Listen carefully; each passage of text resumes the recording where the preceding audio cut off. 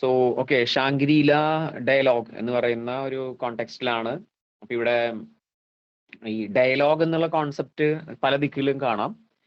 അപ്പൊ ഇത് Singapore based ആയിട്ടുള്ള ഒരു ഡയലോഗ് എന്നുള്ള കോൺസെപ്റ്റിൽ അതാണ് ചിന്തിക്കേണ്ടത്. ഇന്റർനാഷണൽ കൺവെൻഷനുകൾ കുറെ ഉണ്ട്. ഇന്റർനാഷണലി നടക്കുന്ന മീറ്റപ്പ്, അതായത് മീറ്റിങ്ങുകൾ ഒരുപാടുണ്ട് പല രാജ്യങ്ങളും തമ്മിൽ.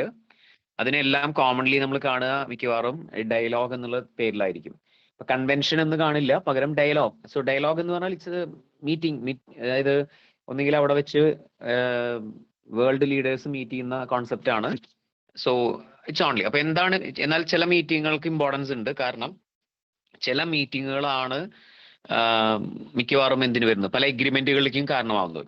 അതായത് ഇപ്പൊ ഫോർ എക്സാമ്പിൾ, ഏതെങ്കിലും ഒരു രാജ്യത്ത് നിന്നുള്ള ഒരു വ്യക്തി വേറെ രാജ്യത്തേക്ക് ഇൻവൈറ്റ് ചെയ്യപ്പെട്ട് പോവാം, അല്ലാതെയും പോവാം. ഓക്കെ, ഓൺ ദ വേ ചിലപ്പോ പോവാം.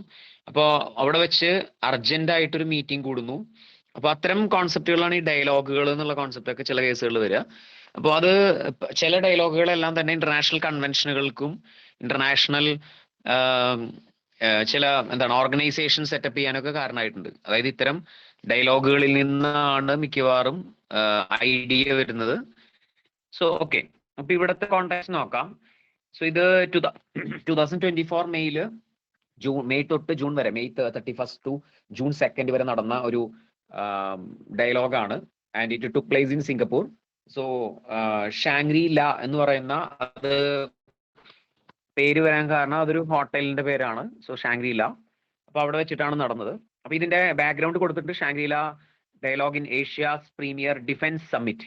So point, it's by point ഇതിൽ നിന്ന് തന്നെ ക്ലിയർ ആണ്, ഡിഫൻസ് സമ്മിറ്റ് ആണത്. And it is unique meeting where ministers debate the region's most pressing, അല്ലെങ്കിൽ പ്രസ്സിംഗ് ഓർ സപ്രസ്സിംഗ് എന്നൊക്കെ പറയാം, എല്ലാ രീതിയിലുള്ള ഇഷ്യൂസ് ആണ്. And security challenges, engage in important bilateral talks and come up with the fresh approaches together. So ഇപ്പൊ ഇവിടെ എഴുതിയിട്ടുണ്ട്, Shangri dialogue is an annual track 1 intergovernmental security conference held in Singapore. So annually നടക്കുന്നതാണ്. And inter governmental ആണെന്ന് പറഞ്ഞാൽ ഗവൺമെന്റുകൾ തമ്മിലുള്ളതാണ്. It's an official ആണ് actually. അപ്പോ and it is organised by International Institute of Strategic Studies. നടത്തുന്നത് government അല്ല. So അത്തരം ഓർഗനൈസേഷൻസ് ഇതിൽ വർക്ക് ചെയ്യുന്നുണ്ട്. ഇപ്പൊ നമ്മൾ നാറ്റോ എന്ന് പറയുന്ന ഓർഗനൈസേഷൻ ഉണ്ട്. നാറ്റോ ഒരു സെക്യൂരിറ്റി ഓർഗനൈസേഷൻ ആണ്.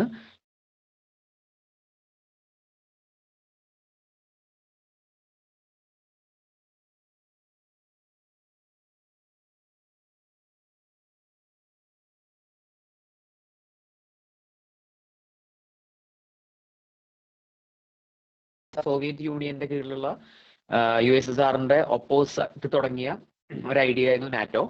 And now NATO is in currently ന്യൂസിലുള്ളതാണ്, always in news. Because Ukraine ഇഷ്യൂവിന് കാരണം നാറ്റോ ആണ് ഒരു രീതിയിൽ. അതുപോലെ തന്നെ യൂറോപ്പിലെ പല രാജ്യങ്ങളും ഇതിലേക്ക് ജോയിൻ ചെയ്യുന്നു, നാറ്റോയിൽ ജോയിൻ ചെയ്യുന്നുണ്ട്. അപ്പോൾ അതൊരു സെക്യൂരിറ്റി ഓർഗനൈസേഷനുമാണ്, അല്ലാതെ എക്കണോമിക് ഓർഗനൈസേഷൻ അല്ല എന്നുള്ളതാണ്. അപ്പൊ ഇവിടെ ഈ എബൌട്ട്സ് ഷാങ്ക്രീല മീറ്റിംഗ് നോക്കാം, അതിന്റെ ഡയലോഗിന്റെ. അപ്പോൾ ഇത് ഓർഗനൈസ് ചെയ്ത ഓർഗനൈസേഷന്റെ പേരാണ് International Institute for Strategic Studies. And the forum is named after Shangri-La hotel. Okay, നമ്മൾ പറഞ്ഞാണ് ഷാങ്ക്രീല ഹോട്ടലാണ്. സോ ഇതുപോലെ ഇപ്പോ സിംഗപ്പൂരിന്റെ ക്യാപിറ്റൽ ഏതാണ്? ഓക്കെ, സിംഗപ്പൂർ ക്യാപിറ്റൽ ഏതാ? ക്യാപിറ്റൽ ആൻഡ് കറൻസി ഏതാണ്? എനിവൺ? മനില. മനില ആണോ?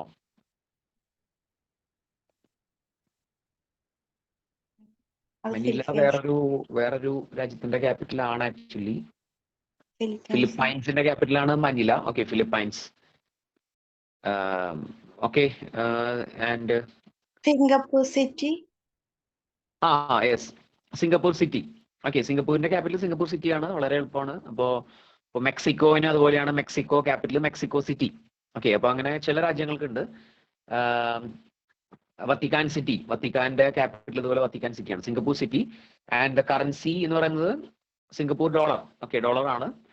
സിംഗപ്പൂർ ഇമ്പോർട്ടന്റ് ആണ്, it's an island. And Indian origin ആയിട്ടുള്ള ഒരുപാട് പേരുള്ള രാജ്യമാണ്. സെന്റോസ എന്ന് പറയുന്ന ഒരു ഐലൻഡ് ഒക്കെ സ്ഥിതി ചെയ്യുന്നത് അവിടെയാണ്. സോ അങ്ങനെ സിംഗപ്പൂരിന്റെ ഒരു ജനറൽ ഐഡിയ ഇമ്പോർട്ടന്റ് ആയിട്ടുള്ള കാര്യങ്ങൾ തന്നെയാണ്. ഇന്ത്യൻ അല്ലെങ്കിൽ ലിറ്റിൽ ഇന്ത്യ എന്ന പേരിൽ എവിടെയാണ് ജില്ലയുള്ളത് എന്നൊക്കെ ചോദിച്ചാൽ അത് സിംഗപ്പൂരിലാണ്. ലിറ്റിൽ ഇന്ത്യ എന്ന പേരിൽ ഒരു ജില്ല തന്നെയുണ്ട്. സോ ഓക്കെ, അപ്പൊ ഇവിടെ it is organised by International Institute for Strategic Studies. പിന്നെ പറയുന്നു dialogue is attended by defence ministers, permanent head of the ministries and military chief of the mostly Asia Pacific states. ഇത് Asia Pacific റീജിയനിലെ security council അല്ലെങ്കിൽ security angle ഉദ്ദേശിച്ചുകൊണ്ടുള്ള ഒരു സംഘടനയാണ്. അപ്പോൾ മറ്റുള്ള രാജ്യങ്ങളില്ല. ഏഷ്യ പസഫിക് എന്ന് പറയുമ്പോൾ ഏഷ്യയിലെ തന്നെ പസഫിക് ഓഷ്യന്റെ കോൺസെപ്റ്റുകളും കൂടി വരുന്ന രാജ്യങ്ങളാണ് ഏഷ്യ പസഫിക് എന്ന് പറയുമ്പോൾ. സോ ഇതിൽ കൊടുത്തിട്ടുള്ള മറ്റ് ചില പോയിന്റുകളാണ് Singapore ഷാങ്ഗ്രി-ല dialogue took place in Singapore from 31st.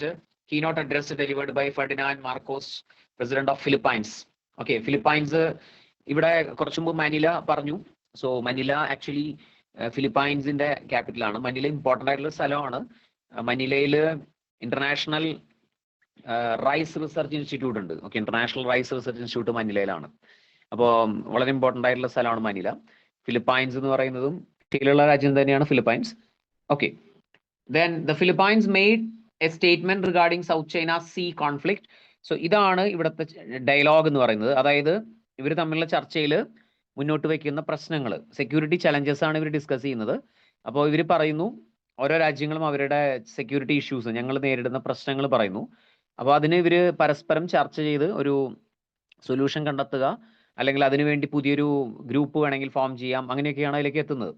അപ്പോൾ ഇവിടെ ഫിലിപ്പൈൻസ് മുന്നോട്ട് വെച്ച കീനോട്ട് അഡ്രസ്സ് കൊടുത്തത് ഫിലിപ്പൈൻസ് പ്രസിഡന്റ് ആണ്. സോ ഫിലിപ്പൈൻ അതിൽ വളരെ ഇമ്പോർട്ടൻ്റ് ആയിട്ട് അപ്പോൾ മുന്നോട്ട് നിൽക്കുന്നുണ്ട് ഈ ഒരു സെറ്റപ്പിൽ. സോ അവിടെ പറയുന്നു Philippines made a statement regarding South China see.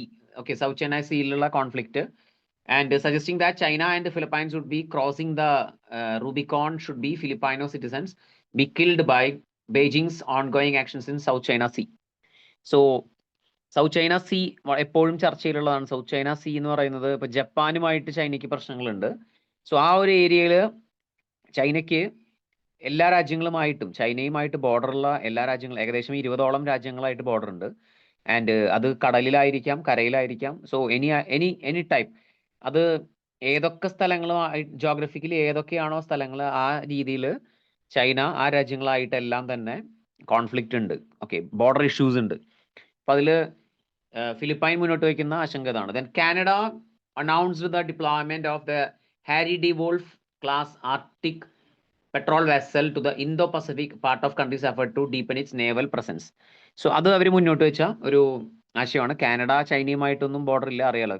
Canada is in North America. So അവർ പക്ഷെ മുന്നോട്ട് വയ്ക്കുന്ന ഒരു കോൺസെപ്റ്റാണ്, നേവൽ കോൺസെപ്റ്റിൽ അവർ മുന്നോട്ട് വയ്ക്കുന്ന ഒരു വെസലിനെ കുറിച്ചാണ് പറയുന്നത്. The Shangri-La dialogue become one of the most important independent forms for exchanging views on international security policy decision making. Okay, അപ്പോൾ അതാണ് അതിലുള്ള ഒരു നോർമൽ സെൻസിലുള്ള ഈ ഒരു മീറ്റിംഗിന്റെ ഉദ്ദേശം. അപ്പോൾ സിംഗപ്പൂരിന്റെ കോൺസെപ്റ്റിൽ അവിടെ വെച്ച് നടന്നു എന്ന് മാത്രമേ ഉള്ളൂ. ആൻഡ് ഇതിലെല്ലാ രാജ്യങ്ങളും, നല്ലൊരു ശതമാനം രാജ്യങ്ങളും പങ്കെടുത്തിട്ടുണ്ട്. സെക്യൂരിറ്റി ഇഷ്യൂസ് ലോകത്തിലെ എല്ലായിടത്തും ഉണ്ട്, എല്ലാ രാജ്യങ്ങൾക്കും ഉണ്ട്. ഓക്കെ, അത് പല രീതിയിലായിരിക്കാം. ചില ദിക്കുകൾ, എന്നാൽ ചൈന പോലെയുള്ള ചില രാജ്യങ്ങൾ വളരെ ഇൻഡിപെൻഡന്റ് ആയിട്ട് നിൽക്കുന്നതാണ്. അതുകൊണ്ട് തന്നെ അവർ ഇത്തരം മീറ്റിങ്ങുകളിൽ പങ്കെടുക്കില്ല. മറ്റുള്ള യൂറോപ്യൻ ഓർ വെസ്റ്റേൺ കൺട്രീസ്, അതായത് അമേരിക്ക ഉൾപ്പെടുന്ന വെസ്റ്റേണൈസ്ഡ് കൺട്രീസിന്റെ മീറ്റിങ്ങുകളിലൊന്നും തന്നെ ചൈന പാർട്ടിസിപ്പേറ്റ് ചെയ്യുന്നത് കാണില്ല അധികം. എന്നാൽ ഇന്റർനാഷണലി എല്ലാ ഓർഗനൈസേഷൻസും ഉള്ള മീറ്റിങ്ങുകളിൽ ഇവരെ കാണാം. ഓക്കെ, അപ്പോൾ നെക്സ്റ്റ് ഒരു പോയിന്റ് ആണ് ഇന്ത്യ മെട്രോളജിക്കൽ ഡിപ്പാർട്ട്മെന്റ്. ഓക്കെ, നമ്മളിത് മുൻപും ഈ പറഞ്ഞ ടോപ്പിക്കുകൾ ഇടയ്ക്കിടയ്ക്ക് റിപ്പീറ്റ് ചെയ്ത് വരുന്ന ഒരു ഏരിയ കൂടിയാണ് ഇന്ത്യൻ മെറ്ററോളജിക്കൽ ഡിപ്പാർട്ട്മെന്റ് എന്ന് പറയുന്നത്. മെറ്റീരിയോളജി എന്ന് പറഞ്ഞാൽ ഇറ്റ്സ് അബൌട്ട് ദ ക്ലൈമറ്റ്, അല്ലെങ്കിൽ എന്താണ്, അന്തരീക്ഷവുമായി ബന്ധപ്പെട്ടതാണ് മെറ്റീരിയോളജി. നമുക്ക് അറിയുന്നതാണ്, കാലാവസ്ഥയുമായി ബന്ധപ്പെട്ടതാണ്. ഇപ്പോൾ മഴ IMD എന്ന പേരിൽ വിളിക്കുന്ന ഓർഗനൈസേഷനാണ്. ഇവിടെ ഇതിൽ ന്യൂസിൽ വരാൻ കാരണം when Delhi's Mungeshpur weather station recorded maximum temperature of 52.9 degrees Celsius on May 29. it was account of malfunctioning of the sensor, the India Meteorological Department said. Okay, അപ്പോൾ അത് ഇന്ത്യയിൽ ഇത് നമ്മൾ ഈ പറഞ്ഞ കോണ്ടാക്ട് വളരെ ലേറ്റസ്റ്റ് ആണോ എന്ന് ചോദിച്ചാൽ ഈ വർഷത്തെയാണ്, 2024 ആണ്, ഈ വർഷത്തെ അല്ല. ഇപ്പൊ നമ്മൾ 2025 ആയി. സോ 2024 ന്യൂസുകളാണ്. അപ്പൊ അതിൽ മെയ് മാസത്തിൽ ഏറ്റവും കൂടുതൽ ചൂട് റിപ്പോർട്ട് ചെയ്തു 52.9 എന്നാണ് പറയുന്നത്. പക്ഷെ അത് മാൽ ഫംഗ്ഷനിങ് ആണെന്നാണ് IMD റിപ്പോർട്ട് ചെയ്യുന്നത്. ഓക്കെ, അപ്പൊ അതൊരു വലിയൊരു ന്യൂസ് അല്ല. ഈ പറഞ്ഞ IMD എന്നും ദെൻ IMD വർക്കിങ്ങിനെ കുറിച്ചും അതിൽ പറയുന്നുണ്ട്. അപ്പോൾ IMD കുറിച്ചുള്ള പോയിന്റുകൾ നോക്കാം. So established in 1875, IMD is the National Meteorological Service of the country. Headquarters in Delhi and observation stations across India and Antarctica. And it is related to meteorology, seismology and associated subjects.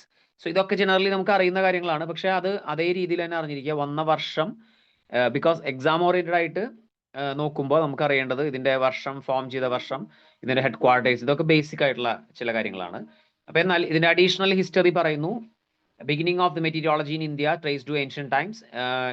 അത് 3000 BC ഒക്കെയാണ് അതിൽ പറയുന്നത്. And അതിൽ വരാഹമിഹിരാസ് classical work the Brihat Samhita written around 500 AD. So അവിടെ historical context അവിടെ പറയുന്നു.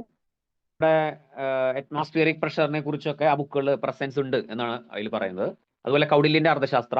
So ഇതെല്ലാം ഒരുപാട് ഇതെല്ലാം ചർച്ച ചെയ്യപ്പെടുന്നതാണ്, അല്ലെങ്കിൽ ഇതിലെല്ലാം വളരെ ചെറിയ പോയിന്റിലാണ് ഈ അറ്റ്മോസ്ഫിയറിക് കോൺസെപ്റ്റുകളെ കുറിച്ചൊക്കെ മെഷർ ചെയ്തിട്ടുള്ളത് അല്ലെങ്കിൽ പറഞ്ഞിട്ടുള്ളത്, പ്രസൻസ് ഉള്ളത്. സോ അതും ഇമ്പോർട്ടൻ്റ് ആണ്. ബട്ട് മെറ്റിയോളജിക്കൽ ഡിപ്പാർട്ട്മെന്റിനെ കുറിച്ച് പറയുമ്പോൾ അത് സ്റ്റാർട്ട് ചെയ്യുന്നത് ജനറലി സ്റ്റാർട്ട് ചെയ്യുന്നത് നമ്മൾ ബ്രിട്ടീഷ് കാലഘട്ടത്തിലാണ്. ബ്രിട്ടീഷുകാർക്കാണ് അതിനെക്കുറിച്ചുള്ള എന്തുള്ളത്, നോളജ് ഉള്ളത്. സെയിം. ആൻഡ് ഇതില് ഇപ്പൊ മെറ്റീരിയോളജി ഡിപ്പാർട്ട്മെന്റ് നല്ലപോലെ വർക്ക് ചെയ്യുന്ന ഒരു ഡിപ്പാർട്ട്മെന്റ് ആണ്. ഇത് ആദ്യകാലങ്ങളിൽ അതിനുള്ള ടെക്നോളജി ഉണ്ടായിരുന്നില്ല, അത് അറിയുന്ന കാര്യമാണ്. അപ്പോൾ നമ്മൾ ഇപ്പൊ മഴ അല്ലെങ്കിൽ ടെമ്പറേച്ചർ ആയിക്കോട്ടെ, ഏതും ആയിക്കോട്ടെ, പ്രഷർ കോൺസെപ്റ്റുകളായാലും ടെമ്പറേച്ചർ ആയാലും അല്ലെങ്കിൽ സൈക്ലോണിക് പ്രഷർ, സൈക്ലോൺസ് ഫോം ചെയ്യുന്നതിനെ കുറിച്ച് ഇതെല്ലാം പൊതുവെ ആരും അറിയാറില്ല. അത് വന്ന് പോയി കഴിയുമ്പോഴാണ്, അതിന്റെ കാഷ്വാലിറ്റി കാണുമ്പോഴാണ് എല്ലാവരും എന്ത് പറയുന്നത്, പൊതുവെ തിരിച്ചറിയുന്നത്. സോ എന്നാൽ ഇപ്പോ ആ കോണ്ടെക്സ്റ്റുകൾ എല്ലാം മാറി. Now we can assess the situation earlier as possible എന്ന് പറയാം, കാരണം അത് സാധിക്കുന്നുണ്ട്. ഓക്കെ, നമ്മൾ ഇപ്പോൾ ഒഡീഷ, വെസ്റ്റ് ബംഗാൾ കോസ്റ്റുകളിലൊക്കെ മിക്കവാറും എപ്പോഴും എന്ത് വരുന്നതാണ്, ഈ സൈക്ലോൺ വരുന്നതാണ്. ഓക്കെ, അപ്പൊ സൈക്ലോൺ കോൺസെപ്റ്റുകളിൽ ഇന്ത്യൻ മെറ്റീരിയോളജിക്കൽ ഡിപ്പാർട്ട്മെന്റിന്റെ സർവീസ് ഇമ്പോർട്ടൻ്റ് ആണ്. അപ്പൊ ഇത് ഫംഗ്ഷനിങ് വേറെ ഒന്നും അധികം പറയുന്നില്ല. അപ്പൊ മെറ്റിയോളജി അറിഞ്ഞിരിക്കുക. ദെൻ നെക്സ്റ്റ്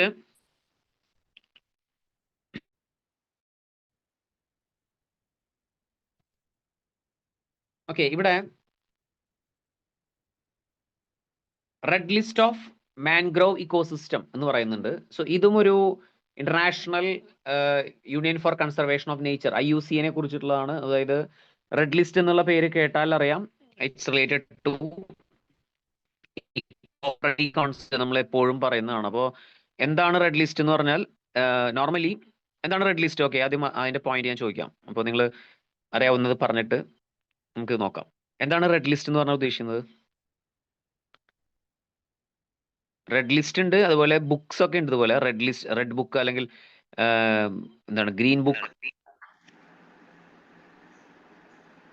യെസ്, എൻഡേഞ്ചേർഡ് ആനിമൽസിന്റെ പേരൊക്കെ മെൻഷൻ ചെയ്യുന്ന ബുക്കാണ്. Endangered animals. Okay, endangered animals. പിന്നെ പ്ലാന്റ്സും ഇൻസെക്റ്റും എല്ലാം ഉണ്ട്. പ്ലാന്റ്സും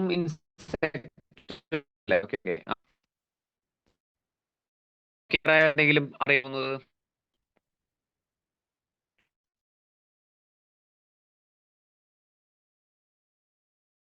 വേറെ എനിവൺ, ആർക്കെങ്കിലും അറിയാവുന്ന പോയിന്റ്? ഓക്കെ, ഓക്കെ, ഈ IUCN എന്ന് പറഞ്ഞ സംഘടന ഈ പറയുന്ന ഫീൽഡിൽ വളരെ ഇമ്പോർട്ടന്റ് ആയിട്ടുള്ള ഒരു ഓർഗനൈസേഷൻ ആണ്. International Union for Conservation of, ആ ടേം ഓർത്താൽ മതി, International Union for Conservation of Nature. So nature എന്നുള്ള ടേം ആണ് അവിടെ യൂസ് ചെയ്യുന്നത്. സോ നേച്ചറിനെ പ്രൊട്ടക്ട് ചെയ്യുക. അപ്പൊ നേച്ചറിൽ ഇറ്റ്സ് ആനിമൽസ് ആൻഡ് പ്ലാന്റ്സ് രണ്ടും വരും. സോ ഫ്ലോറാസ് ആൻഡ് ഫോണ രണ്ടും വരും. അപ്പൊ അതില് ഇവിടെ സ്പെസിഫിക്കലി പറയുന്നത് മാംഗ്രോവിനെ കുറിച്ചിട്ടാണ്. സോ മാംഗ്രോവ് എല്ലാവർക്കും അറിയുന്ന ഒരു കോണ്ടെക്സ്റ്റ് അല്ലെങ്കിൽ ഒരു കാര്യമാണ് നന്നായിട്ട്. മാംഗ്രോവ്സ് പല സ്ഥലങ്ങളിലും മാംഗ്രോവിനെ അല്ലെങ്കിൽ അത് ഇല്ലാതാക്കിക്കൊണ്ട് യെസ് ഓക്കെ ഓഡിബിൾ അല്ലേ?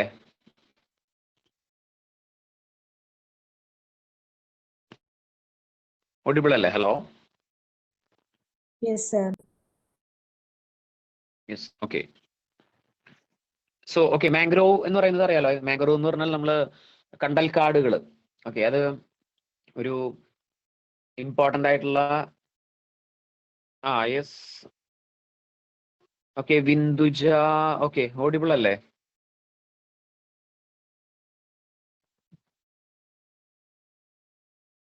വിന്ദുജ കേൾക്കാത്തത് ആർക്കാണ് കേൾക്കാത്തത്?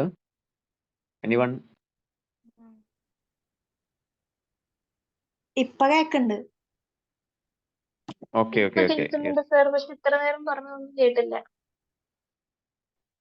അതെ ഓക്കെ ഓക്കെ ഓക്കെ. എല്ലാവർക്കും അങ്ങനെയാണോ? ഓഡിബിൾ ആണോ?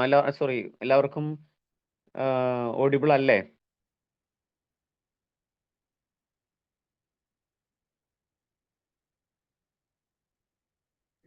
What sir about- കേൾക്കണ്ടായിരുന്നു.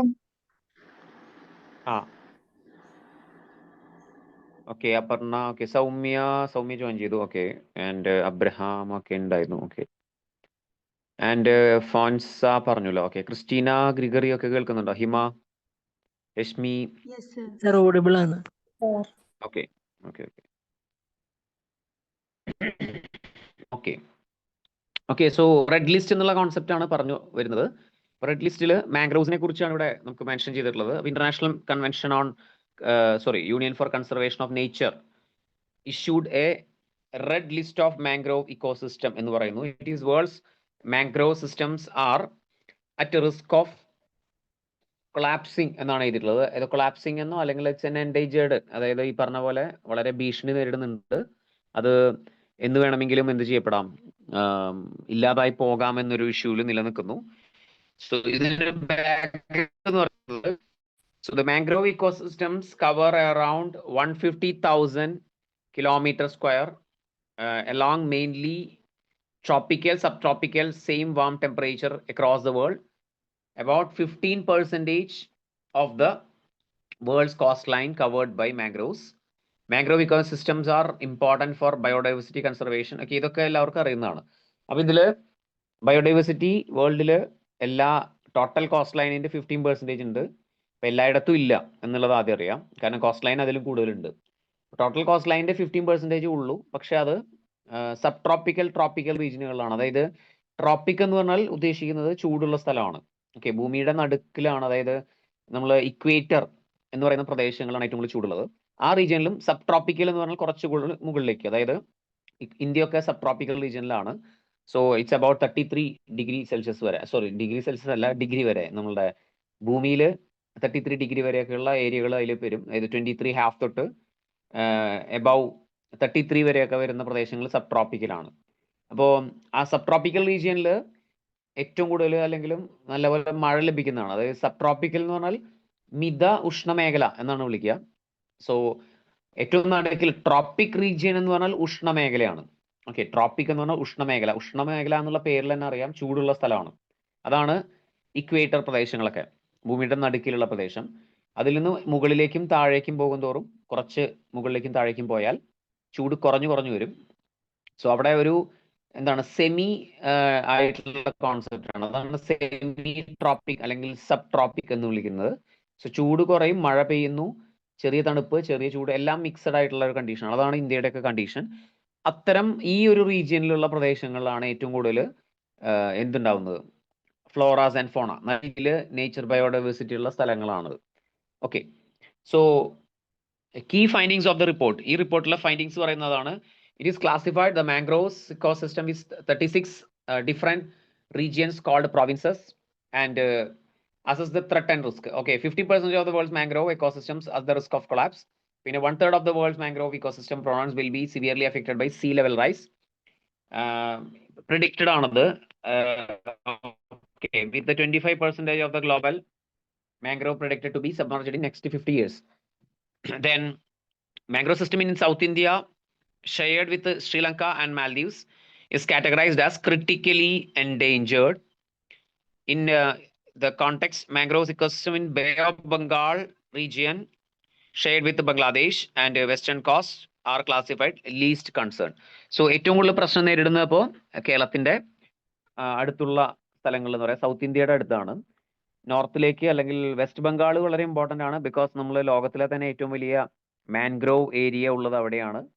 നമ്മൾ അതിന്റെ പേരെന്താണ്? ലോകത്തിലെ ഏറ്റവും വലിയ മാൻഗ്രോവ് ഏരിയ, മാൻഗ്രോവ് ഫോറസ്റ്റ് ഉള്ളത്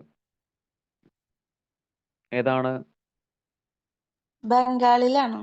സുന്ദർ ആ യെസ്, അതിന്റെ പേര് സുന്ദർബൻ. യെസ്, സുന്ദർബൻ. സുന്ദർബൻ ആണ്. സുന്ദർബൻ എന്ന് പറയുന്നത് സുന്ദർബൻ എന്ന് പറയുന്ന റീജിയനിലെ ഏറ്റവും ഇമ്പോർട്ടന്റ് ആയിട്ടുള്ള ചെടിയാണ് സുന്ദരി എന്ന് പറയുന്ന ചെടി. സോ ആ ചെടി അല്ലെങ്കിൽ അതാണ് ഈ പറയുന്ന മാംഗ്രോവ്. മാംഗ്രോവ് എന്ന് പറഞ്ഞാൽ ഒരൊറ്റ ടൈപ്പ് അല്ല, ഇറ്റ്സ് നമ്പർ ഓഫ് ടൈപ്സ്. അല്ലെങ്കിൽ മാംഗ്രോവിൽ തന്നെ കുറെ ക്ലാസിഫിക്കേഷനുകൾ ഉണ്ട്. അത് പിന്നെ അതിന്റെ നമ്മൾ എന്താണ് ഡെപ്തിൽ നോക്കിയാലേ അറിയുള്ളൂ. ബട്ട് മോസ്റ്റ്ലി മാംഗ്രോവ്സിൽ മിക്കവാറും നമുക്ക് മാംഗ്രോവ് എന്ന് പറഞ്ഞാൽ മനസ്സിലറിയാവുന്നത് ഒരു കുറ്റിച്ചെടി പോലെയാണ്. അതായത് സൈഡ് ഈ കടൽ തീരങ്ങളിലൊക്കെ ചേർന്ന് നിൽക്കുന്ന വേരുകൾ ഒരുപാടുള്ള സംഭവങ്ങളാണ്. പല സ്ഥലങ്ങളിലും നമുക്ക് കാണാം. ഇപ്പോൾ മാംഗ്രോവുകളുടെ ഉള്ളിലൂടെ, അതായത് അത് വളരെയധികം വേര് വെള്ളത്തിലേക്ക് ഇറങ്ങി നിൽക്കുന്ന സ്ഥലങ്ങളിലുണ്ട്. അപ്പൊ അത്തരം സ്ഥലങ്ങളിൽ നല്ല ടൂറിസ്റ്റ് ഡെസ്റ്റിനേഷനുമാണ്. നമ്മൾ അതിനിടയിലൂടെയൊക്കെ വഞ്ചികളിലൊക്കെ യാത്ര ചെയ്യാവുന്ന രീതിയിൽ മരങ്ങൾ നിൽക്കുന്ന പോലെ കാണാം. ഈ മരം എന്ന് പറയുന്നത് ആക്ച്വലി അത് മാൻഗ്രോവ് ആണ്. അല്ലാതെ സാധാരണ ഒരു മരം ഒരിക്കലും കടലിൽ എന്ത് ചെയ്യില്ല, അല്ലെങ്കിൽ വെള്ളത്തിൽ ഇത്രയും കാലം നിൽക്കില്ല. സോ മാംഗ്രോവ്സിന്റെ പ്രത്യേകത, മാംഗ്രോവ് എന്ന് പറയുന്നത് പ്രൊട്ടക്ട് ചെയ്യുന്നുണ്ട്, കരയെ പ്രൊട്ടക്ട് ചെയ്യുന്നുണ്ട്. കാരണം സീ ലെവൽ റൈസ് ഇല്ലാതെ തടയുന്നുണ്ട്. പ്ലസ് ഈ പറയുന്ന ഒരുപാട് ജീവികൾ, ഈ പറയുന്ന സീ ലെവലിൽ ഉയർന്നാൽ പോലും പിടിച്ചു നിൽക്കാൻ ചില ജീവികൾക്ക് സാധിക്കുന്നത് ഈ പറയുന്ന മാംഗ്രോവ്സിന് അടുത്ത് വന്ന് നിൽക്കുന്നതുകൊണ്ടാണ്. അപ്പൊ അങ്ങനെ കുറെ ഉപകാരങ്ങൾ മാംഗ്രോവ്സ് കൊണ്ടുണ്ട്. അതൊരു ഇറ്റ്സ് എ ബയോഡൈവേഴ്സിറ്റി പ്രൊട്ടക്ടർ എന്ന് പറയാം. ഓക്കെ, സോ യെസ്, ഇവിടെ പറഞ്ഞ സുന്ദർബൻ ഇറ്റ്സ് ഇമ്പോർട്ടൻറ്റ്. സുന്ദർബൻ ബംഗ്ലാദേശ് റീജിയനിലാണ്, ബംഗാൾ റീജിയനിലാണെന്ന് പറയാം. അപ്പൊ അതിന്റെ പ്രത്യേകത, അതിൽ ഉള്ള ഒരു മാംഗ്രോവ് ആണ് സുന്ദരി എന്ന് പറയുന്ന മാംഗ്രോവ്. ഏറ്റവും കൂടുതലുള്ളത് അതാണ്. സോ ആ പേരിൽ നിന്ന് അപ്പോ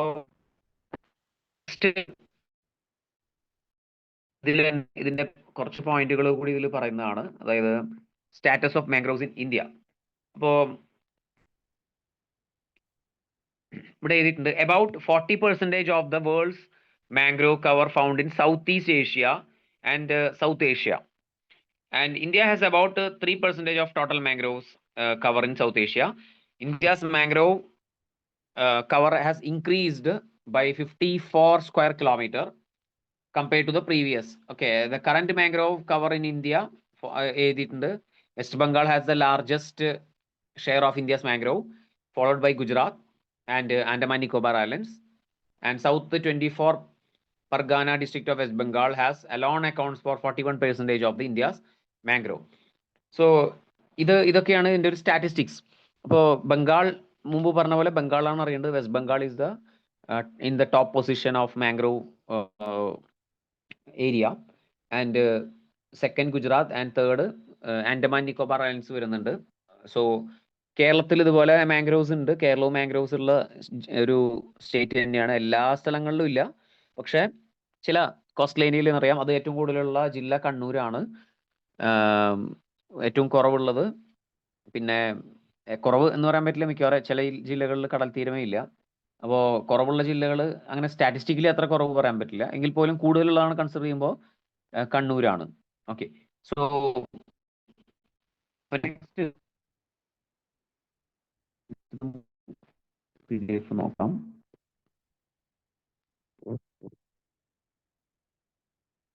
And it's about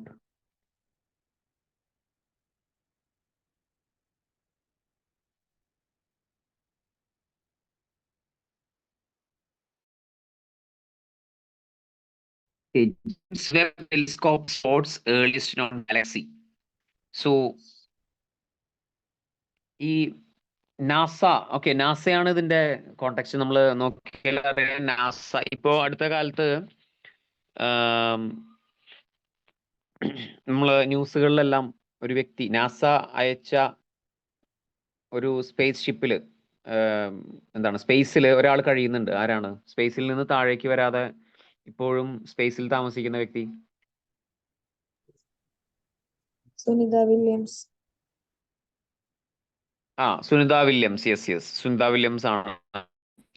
സുനിത വില്യംസിനെ അയച്ചത് നാസയാണ്, അതായത് അമേരിക്കൻ സ്പേസ് ഏജൻസിയാണ്. അപ്പോൾ ഇതുപോലെ ഇന്ത്യയുടെ സ്പേസ് ഏജൻസിയാണ് ISRO. ഇതൊക്കെ നമുക്ക് അറിയുന്നതാണ്.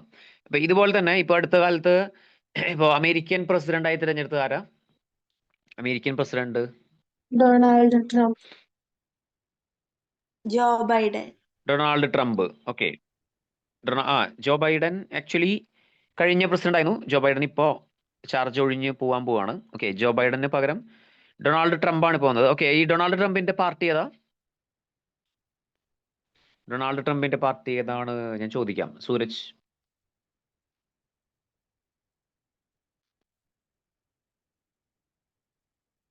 ഓക്കെ, എവിടെ ഇല്ലേ സൂരജ്?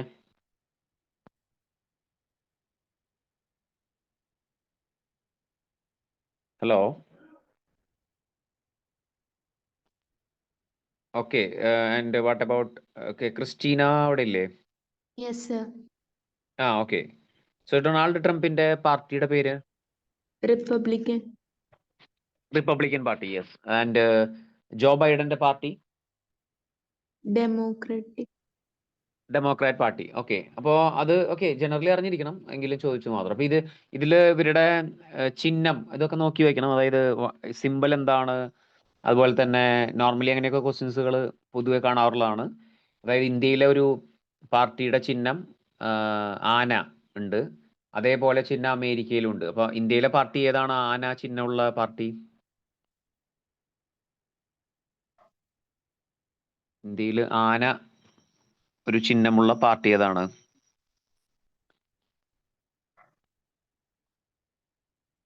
എനിവൺ? ഓക്കെ, ചിഹ്നം പക്ഷെ മാറാം. ഓക്കെ, നമ്മള് ഇലക്ഷനിൽ അത് തന്നെ കിട്ടണമെന്നില്ല, പക്ഷെ കാലങ്ങളായിട്ട് അത് തന്നെയാണ്.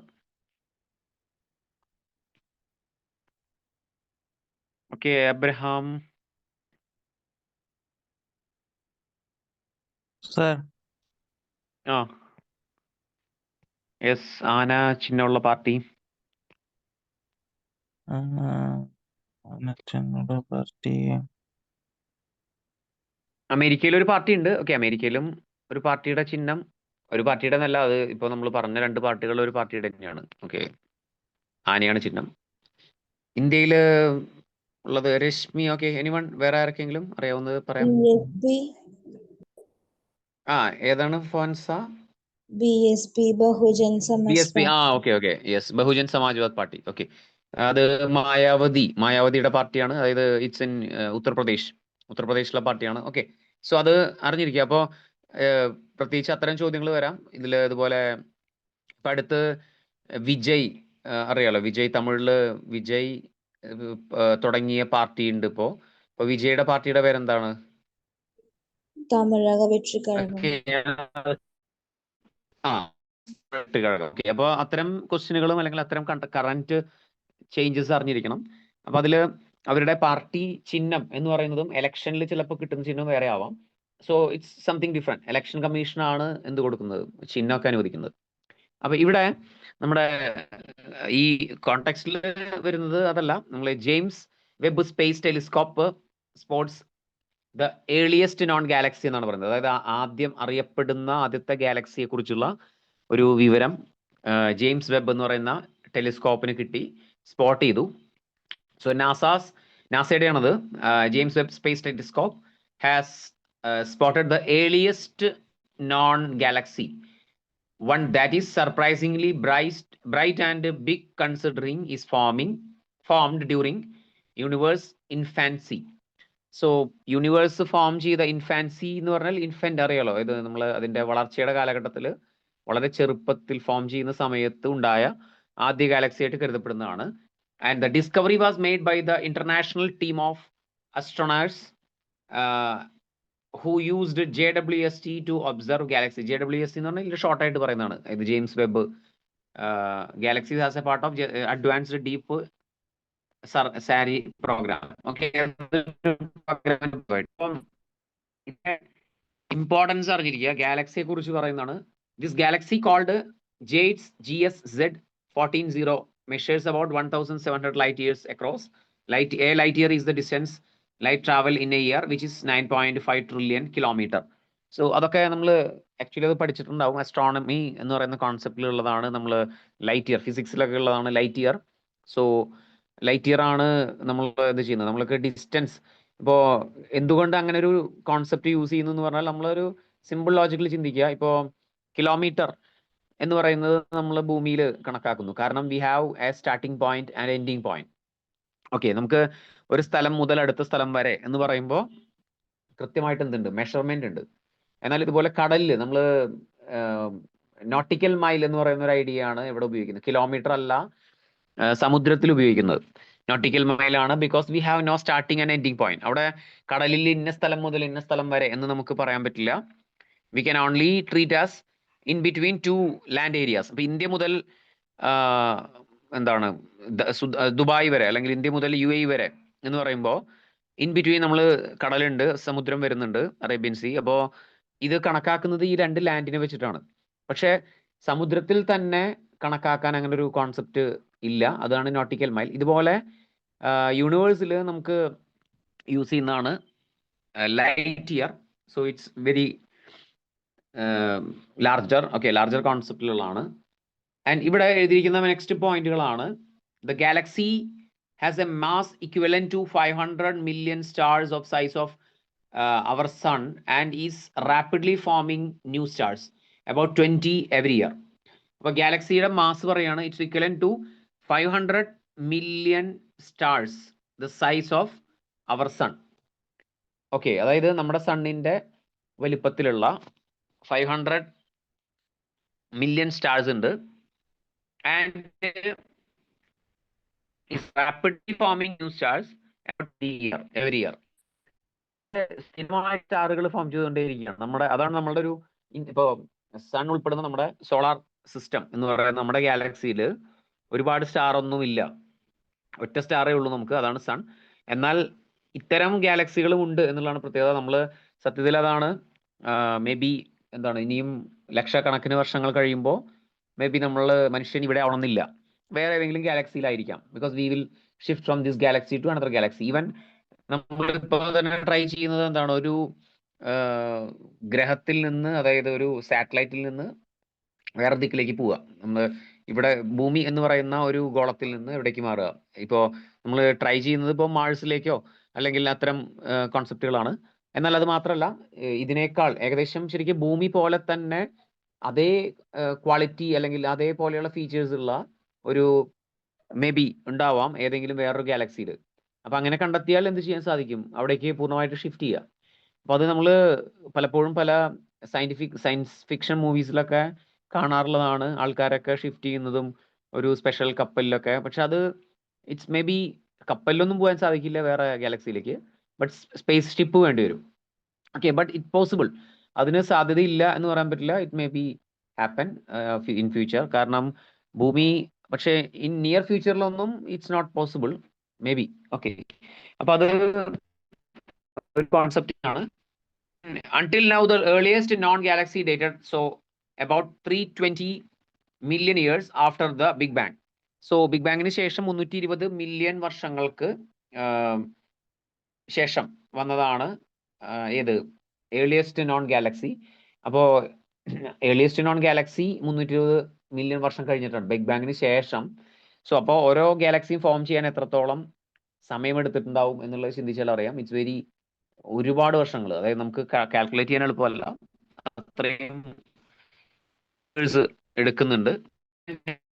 ഇവിടുത്തെ കോൺസെപ്റ്റ് ടെക്നോളജിയെ കുറിച്ച് പറയാണ്, ടെലിസ്കോപ്പിനെ കുറിച്ച്.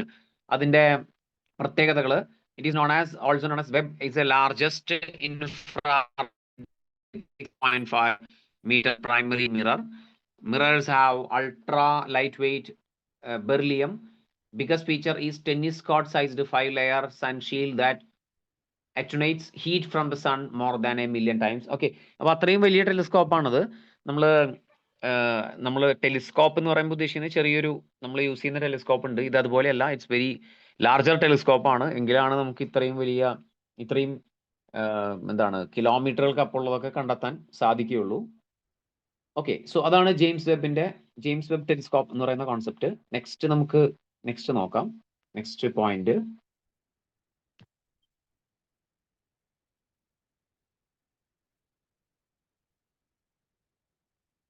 ഓക്കെ, നെക്സ്റ്റ് വരുന്നതാണ് ചേഞ്ച് 6 ക്രാഫ്റ്റ് എന്ന് പറയുന്നത്.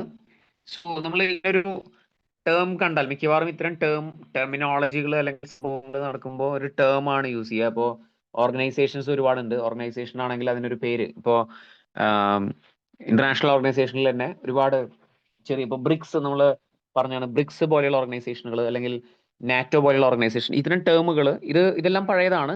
ബ്രിക്സ് ഒക്കെ ഓൾമോസ്റ്റ് കുറച്ച് പഴയതായി കഴിഞ്ഞു ഇപ്പോൾ. എങ്കിലും പുതിയ ഓർഗനൈസേഷൻ വരുമ്പോൾ അതിന് ചിലതിനെല്ലാം China landed an uncrewed spacecraft on the far side of the moon, overcoming a key hurdle in its landmark mission to retrieve the world's first rock and soil samples from the dark lunar hemisphere എന്നാണ് പറയുന്നത്. അപ്പോൾ lunar മിഷനാണ്. And ഇതിന്റെ പ്രത്യേകത, it's first എഴുതിയിരിക്കുന്ന point ആണ്, it's A uncrewed space craft ആണ് അത്. Okay, അതായത് നോർമലി അല്ലെങ്കിൽ ക്രൂവിനെ വെച്ചുകൊണ്ടുള്ള സ്പേസ് ക്രാഫ്റ്റുകൾ നമ്മൾ അയക്കുന്നില്ല, ഇത് തന്നെയാണ് സാധാരണ അയക്കുക. ആൻഡ് ഇത് ചൈന നടത്തിയ ചൈനയും അപ്പോൾ ഈ ഫീൽഡിൽ പിന്നിലല്ല എന്നുള്ളതിനുള്ള തെളിവാണ്. ആദ്യകാലങ്ങളിൽ അമേരിക്കയും റഷ്യയും ആണെങ്കിൽ ഇന്ന് ചൈനയും ഇത്തരം മേഖലയിൽ അയക്കുന്നുണ്ട്. ആൻഡ് ചൈനയ്ക്ക് സ്വന്തമായിട്ട് സ്പേസ് ഷിപ്പ് ഉണ്ട്. അതായത് ഇന്റർനാഷണൽ സ്പേസ് സ്റ്റേഷൻ എന്ന് പറയുന്ന സ്ഥലം എല്ലാ രാജ്യങ്ങൾക്കും കൂടി യൂസ് ചെയ്യാൻ പറ്റുന്നതാണ്. അപ്പോൾ സ്വന്തമായിട്ടൊരു സ്പേസ് സ്റ്റേഷൻ ഉണ്ടാക്കുക എന്നുള്ളത് ഏതൊരു രാജ്യത്തിൻ്റെയും ഒരു ചലഞ്ചിങ് ആയിട്ടുള്ള ടാസ്ക് ആണ്. പ്ലസ് അത് അവരുടെ ഒരു ഡിഗ്നിറ്റി കൂടിയാണെന്ന് പറയാം. കാരണം ഇപ്പൊ ഇന്ത്യയിലുള്ള ആൾക്കാരെല്ലാം ഇപ്പൊ ISRO വിക്ഷേപിക്കുന്നവരോ അല്ലെങ്കിൽ ഏതും ആയിക്കോട്ടെ, സോ ഇന്ത്യൻ ആസ്ട്രോനോട്ട്സ് ഒക്കെ പോകുമ്പോൾ നമ്മൾ ഗഗനോട്ട്സ് എന്നാണ് വിളിക്കുന്നത്. ഇത് ഗഗൻയാൻ മിഷന് ഗഗനോട്ട്സ് ആണ് പോകുന്നത്. അപ്പൊ ആസ്ട്രോനോട്ട്സ് എന്ന് പറയുന്നത് നമ്മളുടെ അല്ല, ഇറ്റ്സ് അമേരിക്കൻ. അപ്പോൾ പോകുന്ന സമയത്ത് അവിടെ നമുക്ക് നമ്മുടെ സ്വന്തമായൊരു സ്ഥലമില്ല. അതുകൊണ്ട് തന്നെ we can use international space station. അതാണ് അതിന്റെ കോൺസെപ്റ്റ്.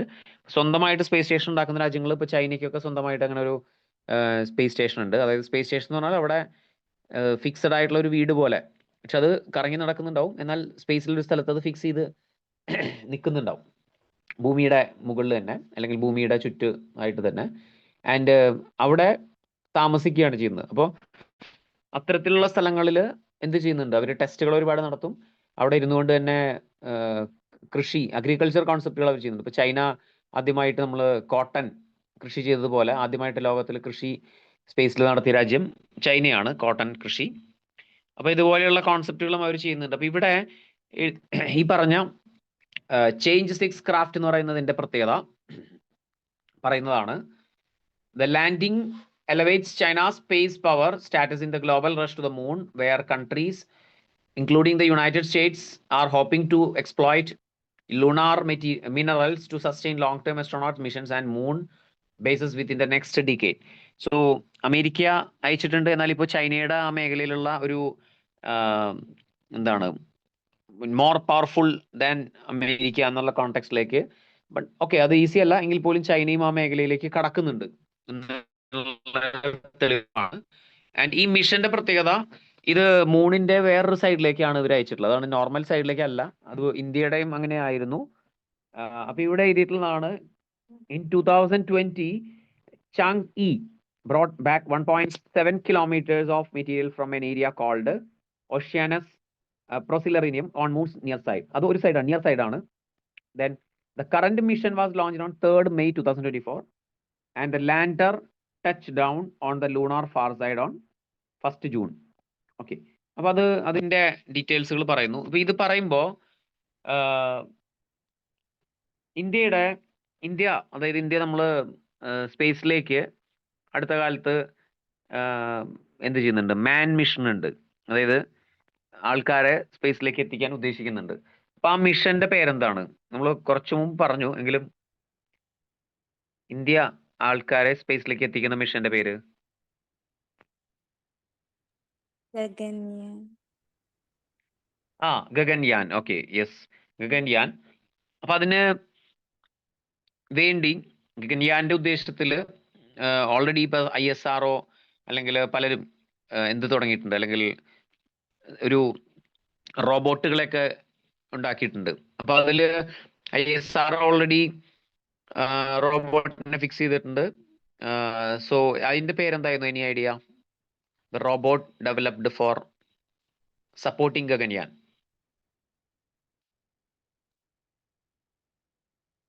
Any idea? ഒരു റോബോട്ട് ഉണ്ടാക്കിയിട്ടുണ്ടായിരുന്നു, ഗഗൻയാനിന് വേണ്ടി ഉണ്ടാക്കിയ റോബോട്ട്.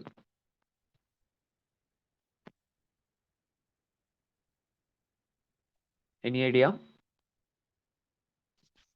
വയോമിത്ര. ഓൾമോസ്റ്റ് കറക്റ്റ് ആണ്. ഓക്കെ, വ്യോമമിത്ര. ഓക്കെ, വ്യോമമിത്ര എന്നാണ്. സോ ഓൾമോസ്റ്റ് അത് കറക്റ്റ് തന്നെ. അതിന്റെ ആ പ്രൊണൗൺസിയേഷൻ അല്ലെങ്കിൽ സ്പെല്ലിങ്ങിലുള്ള ചെറിയ ഡിഫറൻസേ ഉള്ളൂ. സോ വ്യോമമിത്ര. സോ വ്യോമമിത്ര, വ്യോമ എന്നുള്ള കോൺസെപ്റ്റ് നമ്മൾ എയർഫോഴ്സിനെ വിളിക്കുന്നത് പറയുന്ന പോലെയാണെങ്കിൽ വ്യോമയാന മന്ത്രാലയമാണ്. ഇറ്റ്സ് റിലേറ്റഡ് ടു സ്പേസ് അല്ല എങ്കിൽ പോലും. ഓക്കെ, അതാണ് കോൺടെക്സ്റ്റ്. നെക്സ്റ്റ് വരുന്നതാണ് കമ്മിറ്റി എന്ന് പറയുന്നത്. ഇപ്പൊ റിസർവ് ബാങ്കിന്റെ ഗവർണർ, ഇപ്പൊ നമ്മള് പുതിയ ഗവർണർ വന്നു. റിസർവ് ബാങ്കിന്റെ മാത്രമല്ല, കുറെ ഓഫീസുകളുടെ അല്ലെങ്കിൽ സെലക്റ്റീവ് ആയിട്ടുള്ള അല്ലെങ്കിൽ അഡ്മിനിസ്ട്രേറ്റീവ് ഏരിയകളുടെ ഒക്കെ പലതിന്റെയും ഹെഡ് മാറിയിട്ടുണ്ട്. അപ്പൊ അത് കറന്റ് ആയിട്ട് അത് നോക്കേണ്ടതാണ്, അതായത് ആ പേരുകൾ. എന്നാൽ ഇവിടെ അതല്ല, ഇവിടെ monetary policy committee, Reserve Bank of India's monetary policy committee which is scheduled to meet from 5 to 7, expected to keep the repo rate. Okay, ഇതൊരു ജനറൽ സംഭവമാണ്. ഇതൊരു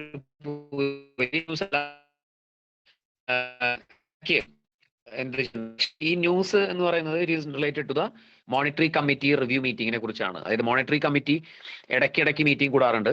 അത് അവർ ചെയ്യുന്നത് മാസത്തിന്റെ അവസാനത്തിലെ ദിവസം, വ്യാഴാഴ്ചയാണ് അവർ അനൗൺസ്മെന്റ് നടത്തുക. ആ ദിവസങ്ങളിൽ ഈവനിങ്ങിൽ പ്രസ് കോൺഫറൻസിലൂടെ അവർ എന്ത് ചെയ്യുന്നു, റിവ്യൂ കമ്മിറ്റി മീറ്റിംഗിന് ശേഷം പ്രസ് കോൺഫറൻസ് വിളിക്കുകയാണ് ചെയ്യുക. അപ്പൊ അതിന്റെ ഉദ്ദേശം, നമ്മൾ repo rate, reverse repo rate, CRR ഇങ്ങനെയുള്ള റേറ്റുകൾ, പോളിസി റേറ്റുകൾ ഉണ്ട് ഒന്ന്, വേറൊന്ന് റിസർവ് റേറ്റുകൾ ഉണ്ട്, റിസർവ് റേഷ്യോസ് എന്ന് പറയുന്നത്. പോളിസി റേറ്റുകളിലാണ് reverse repo and repo rate ഒക്കെ. അതായത് പോളിസി റിലേറ്റഡ് എന്ന് പറഞ്ഞാൽ ഉദ്ദേശിക്കുന്നത് പണത്തിനെ എന്ത് ചെയ്യുക, മാനേജ് ചെയ്യുന്ന ഒരു കോൺസെപ്റ്റ് ആണ്. അതായത് പോളിസികളെ കൺട്രോൾ ചെയ്യുന്ന മോണിറ്ററി പോളിസിയാണത്. അപ്പോൾ റിസർവ് റേഷ്യോസിന്റെ പ്രത്യേകത, പണം കുറച്ചും കൂടി എന്ത് ചെയ്യുക, റിസർവ് ചെയ്യലാണ്. അവിടെ പോളിസി പഴയ പോലെ നടക്കില്ല. റിസർവ് റേഷ്യോ കൂട്ടിക്കഴിഞ്ഞാൽ ഓട്ടോമാറ്റിക്കലി അത് തടസ്സം വരും, അല്ലെങ്കിൽ കൺസ്ട്രെയിൻസ് ആണ്. മണി സപ്ലൈ കുറയാണ് ചെയ്യുക. ഓക്കെ, അപ്പോൾ മണി സപ്ലൈ റിലേറ്റഡ് ആണ് ഈ പറയുന്ന സംഭവം തന്നെ. മണി സപ്ലൈ കുറയ്ക്കുക, ഏത് റേറ്റ് ആയിക്കോട്ടെ. ഇപ്പൊ CRR എന്ന് പറയുന്നത് cash reserve ratio. So reserve ratios കൂട്ടിയാൽ എന്ത് സംഭവിക്കുമെന്ന് ചോദിച്ചാൽ സിമ്പിൾ ആണ്. റിസർവ് റേഷ്യോ കൂട്ടിയാൽ automatically the outflow of money, അല്ലെങ്കിൽ മാർക്കറ്റിലേക്ക് പറയുകയാണെങ്കിൽ ഇൻഫ്ലോ ഓഫ് മണി എന്ന് പറയാം. മാർക്കറ്റിലേക്കുള്ള ഇൻഫ്ലോ കുറയും, മാർക്കറ്റിലേക്ക് ഇറക്കുന്ന പണം കുറയും. മാർക്കറ്റിലേക്ക് പണം കുറഞ്ഞാൽ, മാർക്കറ്റ് എന്ന് പറഞ്ഞാൽ ഉദ്ദേശിക്കുന്നത് in every total market. Okay, നമ്മൾ സ്റ്റോക്ക് മാർക്കറ്റ് ആയിക്കോട്ടെ, നമ്മളുടെ സാധനങ്ങളുടെയും എല്ലാം ഉൾപ്പെടുന്നതാണ് ഈ മാർക്കറ്റ് എന്ന് പറയുന്നത്. ഫിനാൻഷ്യൽ മാർക്കറ്റ് എന്ന് പറഞ്ഞാൽ ബാങ്കുകളും ഒക്കെ ഉൾപ്പെടുന്നതാണ്. അപ്പോൾ അവിടേക്കുള്ള പണത്തിന്റെ ലഭ്യത കുറഞ്ഞാൽ, ബാങ്കുകളുടെ കയ്യിൽ പണം ഇല്ലെങ്കിൽ എന്ത് സംഭവിക്കും? ലോൺ കൊടുക്കാനുണ്ടാവില്ല. സോ ലോൺ കൊടുക്കാനില്ലെങ്കിൽ ലോണിന്റെ റേറ്റ് അവർ കൂട്ടും. അതായത് ഒരുപാട് സപ്ലൈ ഫണ്ട് ചെയ്യാനുണ്ടെങ്കിൽ, റിസർവ് ബാങ്ക് അനുമതി കൊടുത്തിട്ടുണ്ടെങ്കിൽ, ഈ റേറ്റുകൾ കുറവാണെങ്കിൽ ബാങ്കുകൾക്ക് ഒരുപാട് പണം മാർക്കറ്റിലേക്ക് ഇറക്കാം, ഒരുപാട് പേർക്ക് കൊടുക്കാം. അതാണ് ലാഭം. ബാങ്കുകൾക്ക് അതാണ് ആഗ്രഹം. കാരണം ഒരുപാട് പേർക്ക് ലോൺ കൊടുക്കാം, ലോൺ കൊടുത്തു കഴിഞ്ഞാലേ വരുമാനം വരുള്ളൂ. അങ്ങനെയാണ് അതിന്റെ കോണ്ടെക്സ്റ്റ്. പക്ഷെ അതില്ലെങ്കിൽ it's automatically it's effect the business of the banking system. അതുപോലെ തന്നെ മാർക്കറ്റും ഡള്ളാവും. അപ്പൊ അത് സംഭവിക്കുന്നതാണ്. മാർക്കറ്റ് എപ്പോഴും നമ്മൾ പറയുന്നതാണ്, ഇൻഫ്ലേഷൻ നല്ലതാണോ എന്നുള്ള ചോദ്യമുണ്ട്. ഇൻഫ്ലേഷൻ എപ്പോഴും പറയുന്നൊരു സംഭവം നല്ലതാണ്. ബിക്കോസ് ഇൻഫ്ലേഷൻ ഉണ്ടെങ്കിലാണ് it's a kind of scale of growth. നമ്മൾ വളർച്ചയുണ്ട് എന്ന് കാണിക്കുന്ന സ്കെയിലാണ് ഇൻഫ്ലേഷൻ. ബട്ട് ഹൈപ്പർ ഇൻഫ്ലേഷനും വളരെ ഉയർന്ന ഇൻഫ്ലേഷനൊക്കെ ആണെങ്കിൽ അത് ഇറ്റ്സ് മാനേജബിൾ അല്ല, അത് ബാധിക്കാം. ഓക്കെ, അപ്പോൾ മോണിറ്ററി പോളിസി റിവ്യൂവിനെ കുറിച്ചാണ് ഇവിടെ പറഞ്ഞിട്ടുള്ളത്. മോണിറ്ററി പോളിസിയിൽ repo rate, reverse repo rate and CRR. Okay, അത് നമുക്ക് ആ റേറ്റുകളെ കുറിച്ചുള്ള കാര്യങ്ങൾ വേറെ നമുക്ക് സെഷനിൽ പറയാം, അതായത് അതിൻ്റെ ഇക്കണോമിക് പോലെയുള്ള സെഷനുകളിൽ പറയാം. So repo, reverse repo and CRR. അപ്പോൾ റേറ്റുകളെ കുറിച്ച്, റേറ്റിൻ്റെ പെർസെൻറ്റേജ് ആണ് നമുക്ക് ജനറലി അറിയേണ്ടത്. അപ്പോൾ കാരണം ഈ 3 റേറ്റ് മാത്രമല്ല, വേറെയും ഒരുപാട് റേറ്റുകളുണ്ട്, ഇതിൻ്റെ കാൽക്കുലേഷനുകളുണ്ട്. So it's very important. Razia Sultana, actually അത് റസിയ സുൽത്താൻ എന്നാണ് ഇതിലുള്ളത്, റസിയ സുൽത്താന. ബിക്കോസ് റസിയ സുൽത്താൻ എന്ന് വിളിക്കുന്നത് മെയിൽ പാർട്ടിനെയാണ്, സുൽത്താന എന്ന് വിളിക്കുന്നത് ഫീമെയിൽ പാർട്ടാണ്. സോ റസിയ സുൽത്താന ആരാണ്? Any idea? ആരുടെ, അല്ലെങ്കിൽ ഏത് കാലഘട്ടത്തിലുണ്ടായിരുന്ന ആളാണ്? ആരാണ് Raziya Sultana?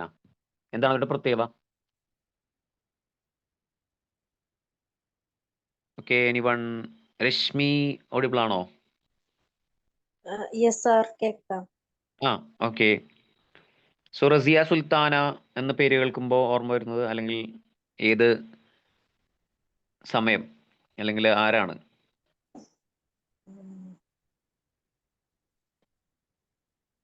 Any idea?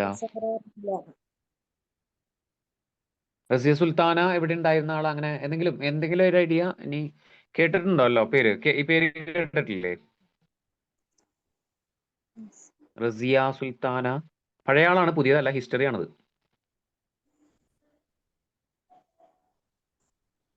Okay, what? Okay, ആ, യെസ്, ആ,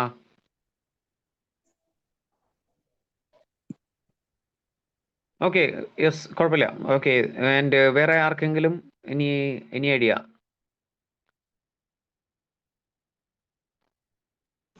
ഒരു റൂളർ അങ്ങനെ എന്തോ, ഫീമെയിൽ റൂളർ ഓഫ് ഡൽഹി അല്ലേ? Yes, okay, female ruler of Delhi, correct. Female ruler എന്ന് മാത്രമല്ല, actually she was the first Muslim female ruler എന്നുള്ളതാണ് പ്രത്യേകത.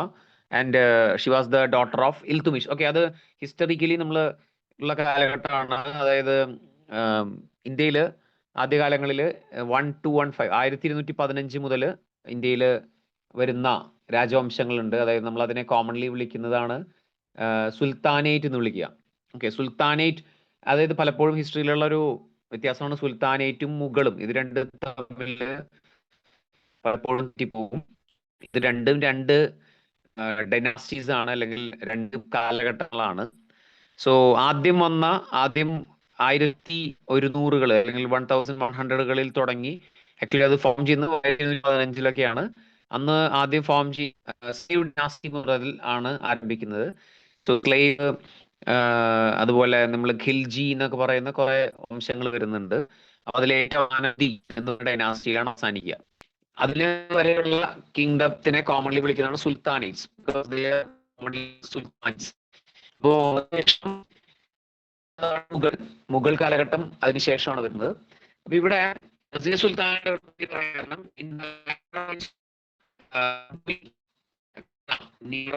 Turkman Gate in Old Delhi, walled in by buildings on all sides, is a tomb made of stone. It hardly sees any visitors. This forgotten tomb is the first only. Old Delhi construction എഴുതിയിട്ടുണ്ട്. It's walled by buildings on all sides. So എല്ലാ സൈഡുകളിലും, എല്ലാ വശങ്ങളിലും വാളുകളോട് നിർമ്മാണങ്ങൾ വിസിറ്റേഴ്സിന് കാണാൻ എന്തായി ബുദ്ധിമുട്ടായി എന്നുള്ളതാണ്. ആ ടോംബ് ആരുടെയാണെന്ന് ചോദിച്ചാൽ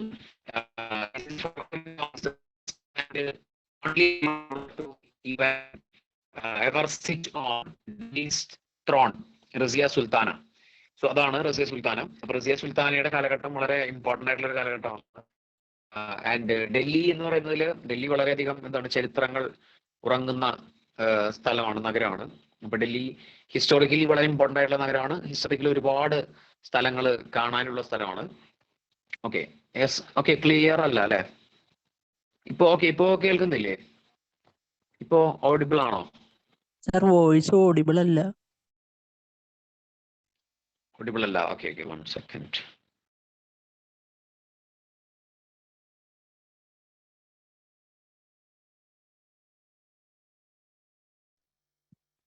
ഓക്കെ, ഇപ്പോ എന്താണ് അവസ്ഥ? ക്ലിയർ ആണോ?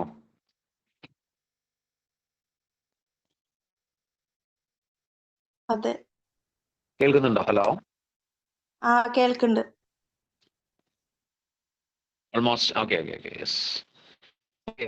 സുൽത്താനയാണ് പറഞ്ഞത്, Razia Sultana ruler. And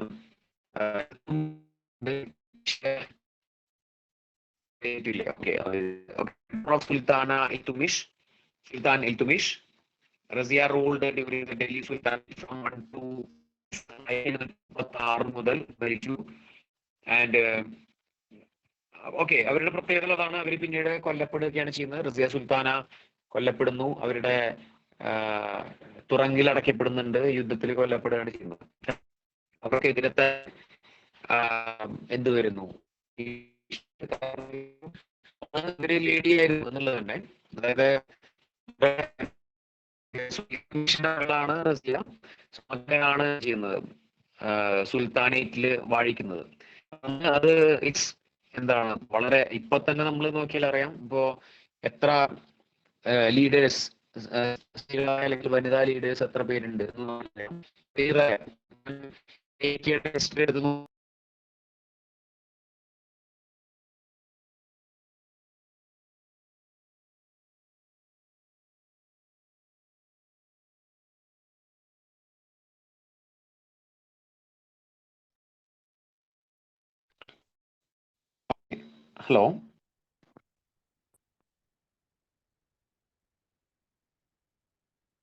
hello,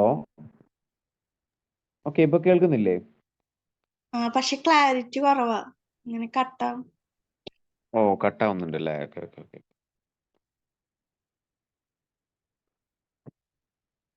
okay.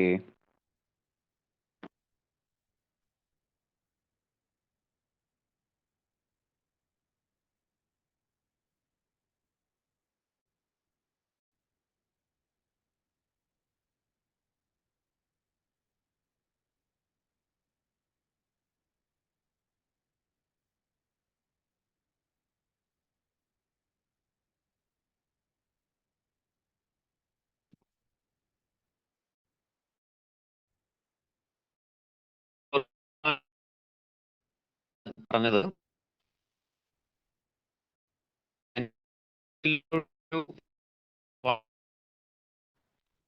State finance in financial year 24 എന്നതാണ്. അപ്പൊ ഇതില് economics, the public sector Bank of Baroda, Indian states for the financial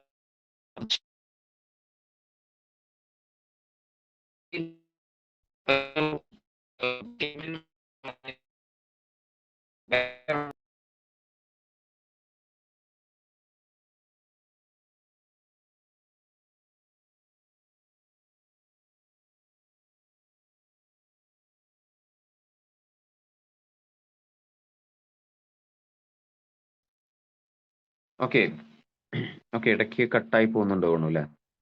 okay, I think നമുക്ക് അപ്പോൾ എന്തായാലും ക്ലോസ് ചെയ്യാം. സോ നെക്സ്റ്റ് സെഷനിൽ അപ്പോൾ ബാക്കി പറയാം. അപ്പൊ ഇതില് കംപ്ലീറ്റ് ചെയ്യാനുള്ള നെക്സ്റ്റ് സെഷനിൽ പറയാം. Okay, so